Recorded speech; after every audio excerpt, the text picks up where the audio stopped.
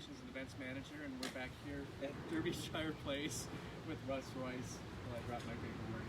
Hi, Russ. Good morning, good morning. Good morning to all of you. It's a pleasure to be back here and a pleasure to have you on here live. What we're doing is we've made quite a few changes here at the Derbyshire Community Garden. We are going to be having a farmer's market on Saturday mornings. Time is unspecified yet, probably around 11 o'clock. And what we're going to be doing here in this garden is we're going to be growing in about 5 of these rows crops that we can harvest on a yearly basis. We're going to do a sustainable type garden, keep succession planting. So we'll plant some 3 weeks in advance of our first planting, so we'll always have something. That's terrific. That's one of the great things about living in Central Florida. You can garden year-round. Just have to change out the plants. So what are we growing this fall? Well, what we're growing right now is the cool weather crops. I'm about ready to get started on planting some carrots. We have already planted lettuce, we planted Swiss chard, cauliflower, no tomatoes yet, but as there is a problem with COVID-19, we have also having problems getting seedlings and seeds. But I think we have found a source, so we are going to have tomatoes. So that's interesting. You were telling me before that people are buying the seeds so that they can grow their own tomatoes. Absolutely. So they can rely on their own produce instead of having to go into the stores. Right, yeah. And it only makes sense. I mean, you can get fresh greens right at home. We'll go over a couple little things right here in the garden so you can get an idea. So what you got going on over here in this empty bed? We have an empty bed here, and what we're going to be doing in here is we're going to be planting a row of carrots. And we're going to do one row, and matter of fact, I'm going to probably do it right down the edge here, and I'll be doing it right now. In fact, while I'm talking, we're going to already rake the soil over it.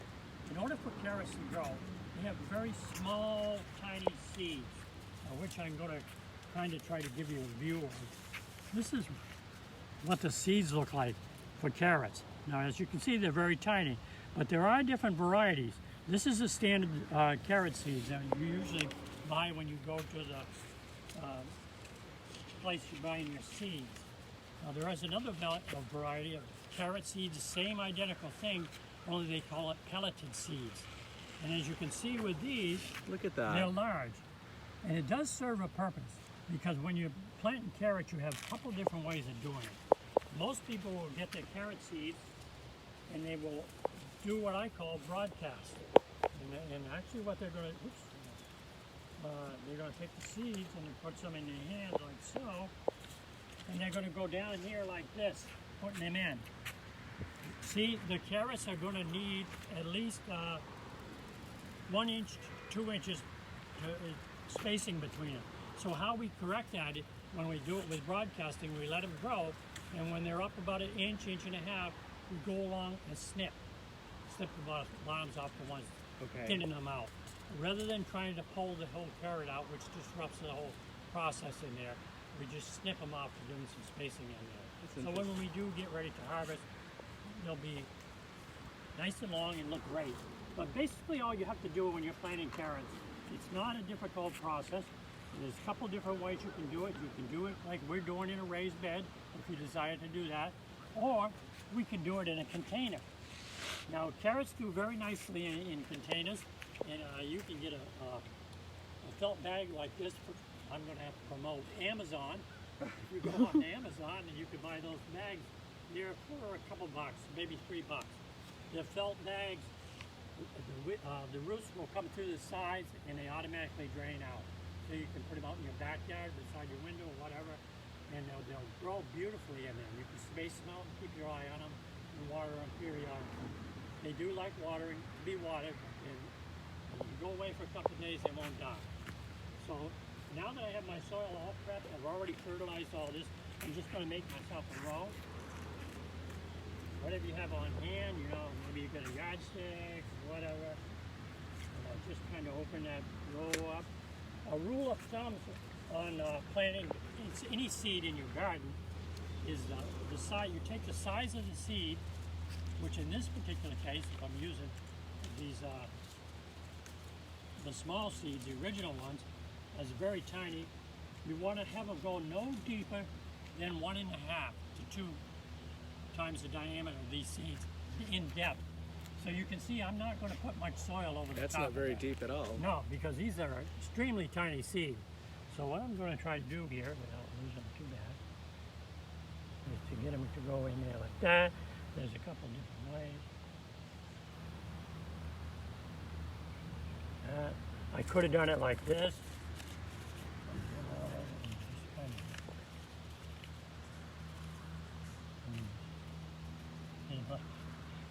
Like that. So then what I want to do, I just go over it very gently like so. Just use your hands, huh? Yep, just use your hand. Then I go back, pat it down. And then I'm going to wet it down. And I'll keep doing that for a whole week. I'll just come in here and wet it down a little bit. But with our drip irrigation, it makes it very nice. We'll put the drip irrigation right down next to it, and it'll drip some water in there periodically during the day. Oh, that's nice. And it's going into the roots. It's not going on top. So now, that's how hard or how difficult. There's some carrot seeds. And I don't know about the rest of you, but I'm getting a little bit older and it's hard to grab these tiny little things and do one at a time. It makes it real easy with these. You place them in there, you give yourself the spacing you need, and then you're that much ahead of the game. And they do work very, very nicely, just like that. And the covering on those seeds is clay, you Yeah, said? the covering on these pelleted seeds is a clay base, and the minute it starts getting wet, it breaks down, and the seed will expose itself, and eventually will germinate. But they work pretty good, but you have to. They're a little bit more expensive, but if you want to have the luxury of doing something like this, I think it's worth it. It looks easier for sure. And it's a lot easier. Yeah. All these things as we get older, we look for ways to make it a lot easier. And that would be the same thing in here. What I have used for soil in here, and you can go to Home Depot, Lowe's, any one of the big box stores, Best Value, and buy soil in bags. And look for a compost blend, something maybe 50-50 compost topsoil, something that has some body to it, has some compost in it.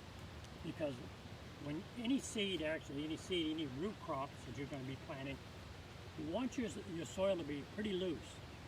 In order for it to get those perfect carrots that you get in the grocery store, you've got to have really loose soil that they can go down. Any obstacle in there, any rock, Block it, yeah. block it. Carrot's going to look like this. Oh, okay. Still very edible, but Now, how long does it take? Will it take these carrots? these to carrots grow? are going to take anywhere from 60 days, maybe a little longer, if you're looking for the big ones. Right?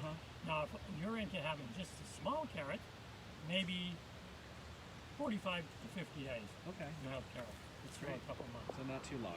So we have a nice growing period here now. We could have started even earlier. That's the side point. We can go all the way in first part of February. I've seen frost down here. That's the first time I've seen it. Now we're in zone 9B, and according to their zone charts, they say it's in December. But I've never seen it in the 12 years that I've been here. So I'll let you make your own judgment. Right. Wonderful. So what else? What other gardening projects do we have? We have what? Behind you, you're telling me about this. Right.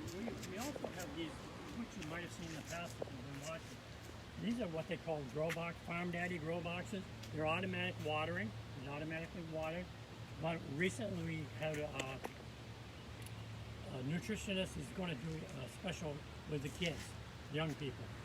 So we have these already, and I don't know if I'll mention it again. We partnered up with Embry-Riddle University, and they're here every Saturday morning, and they've been very good in helping us maintain this garden and getting it up to where we want it. Without their help, much of this wouldn't be possible. Yeah, very thankful for them. Yes. Wonderful bunch of people. So this is for kids gardening project that will start up soon. If you're interested in that, reach out to Derbyshire. And Miguel would probably have a date. And we can put the information on how to contact them on the website. Okay, let's keep walking this way. So Here we have sweet potatoes, more sweet potatoes. As I mentioned, we're going to have a farmer's market. We will be selling them out here by the road, probably towards the middle or maybe the end of October. How do you know when to harvest the sweet potatoes? Well, sweet potatoes, we do know from past history that it takes at least 90 days before we can Okay. get to any size. I Okay. usually like to do 120 days, so we get substantial potatoes in there. Right? Okay. Really good, right? We started these during the summer. Mm-hmm. And the reason we started in the summer, not a whole hell of a lot grows in the summer.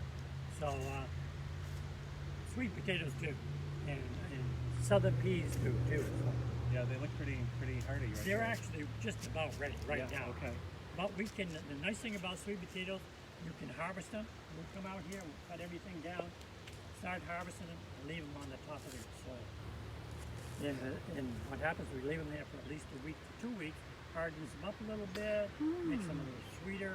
Finishes them off, huh? Right, and it also gives us a chance to stretch out the selling period and have the for the- farmer's market. Okay, sure. So it works very good with that, something like that. And then you planted some lettuces over here. Right, we planted, this is peppers, we planted peppers. This is gonna take us 60 days, 70 days for the peppers. We're doing collards up here, greens.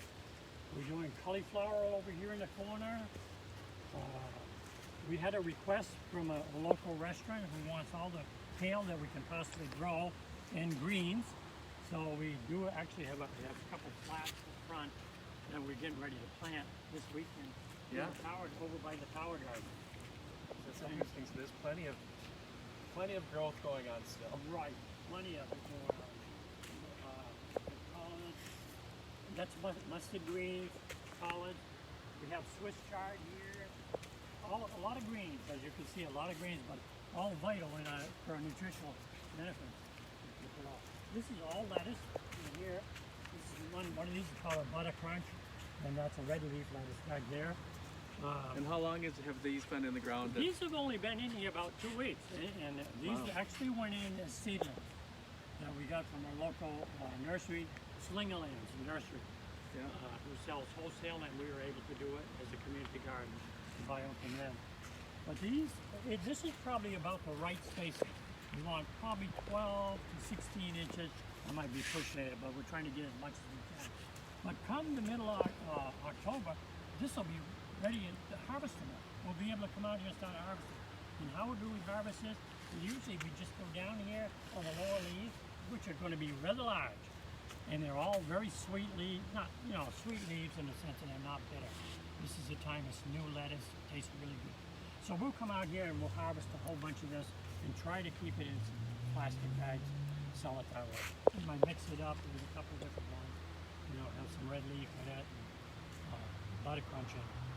Very good lettuce. That's great.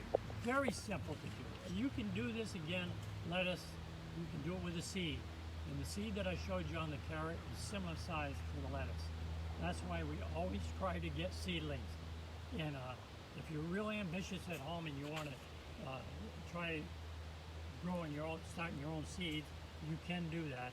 There's not an awful lot that you would need, but I can suggest that you go on and look. YouTube has tons of different stuff showing how easy it is. It's very easy to do. It's just time consuming, and if you get the time, it's well worth it because the stuff is usually great. And it seems like everything that you showed us, you could probably grow in your own container gardens, Yes, or you even can in like the go little in bag a that you container showed us. garden. You can do it on your patio. Yeah. In something like that, you can use a Dunkin' Donuts bucket with a little hole in the bottom here to drain out the water. Put your soil in it, same thing. Do the same thing, and you will be amazed at what you're going to get out of it. It's also kind of exciting to see everything grow up. When that day comes, you harvest something and put it on the table. Whoa, it tastes 100% better than anything. I would Whether it does or it doesn't, doesn't make any difference. But as far as I'm going to show you, basically all I do when I come out here and I'm going to plant some lettuce in this particular space, in these flats there's usually 48 seedlings in here, so it's a lot. These are the little pockets that they come in like this. So I go in here and I squeeze the bottoms and the tops, like the bottoms like that, and then I flip it up and over. I don't pull it out. I let it fall out, because if I pull it out on delicate roots, it might break up. And as you can see all the nice little roots on it. It's been being watered and taken care of, so it's going to immediately, within a few hours, perk right up like the rest of these out here. So what I usually do in here is I try to get the little balance in here and I don't want to go down any deeper than the crown, right here, the base of the crown. So I dig out my hole like that, you know, whatever the depth is. And then I take a little fertilizer, a balanced fertilizer. Now, when you go in the store and you buy your fertilizer, there's going to be all types of things in front of you to make this big decision. All you really have to do is look at the numbers on the front. There'll be numbers on the front or on the side, and the numbers that I'm using is 10, 10, 10. And it just happens to be the 10 is for nitrogen, phosphorus and potassium. Nitrogen greens it up. Phosphorus is fertility, and the potassium is for growth and strength in the plant. So I'm just going to mix a little bit in here. Some time release, and then I'm just going to mix it in. You can see how my hands on, everything goes right in the ground. And then I just kind of loosen this up a little bit, the roots, so it's not going to be a root ball. I want this to grow as big as possible. The nice thing about this leaf lettuce like this is not only can we come out here next week or a couple of weeks when we get ready to harvest it, we can come back out here the following week and harvest some more. So we have lettuce for quite the crop to be able to harvest. When you harvest it, you just clip off the leaves? Right, we just clip off the leaves. Now we do have varieties that we are going to be doing in the tower garden that will clip off the whole head. Okay. And have it out there. We'll have some romaine lettuce, and we'll have green butternut, different ones, different varieties from different companies. And they do really effectively have them all ready to give us to go. Well, this is terrific, Russ. Really, I appreciate it. I appreciate you sharing your expertise on what's going over here at Derbyshire, and I know that some lucky people in Daytona, Derbyshire County, are going to be able to come out here and buy these at your farmers market. So we'll be sure to put that information on our website so you can find out when the farmers market opens and things like that. And Russ, thank you again. You're welcome. We appreciate we appreciate all your help. So thank you again, everybody, for tuning in today. I just wanted to say that we do other virtual activities on our Facebook, including physical activities like yoga classes and Zumba classes, and we're going to be starting some virtual presentations from some of our partners. So be sure to tune in for our Facebook page going on. And again, thank you so much, and have a great day and a great rest of the week. Thank you.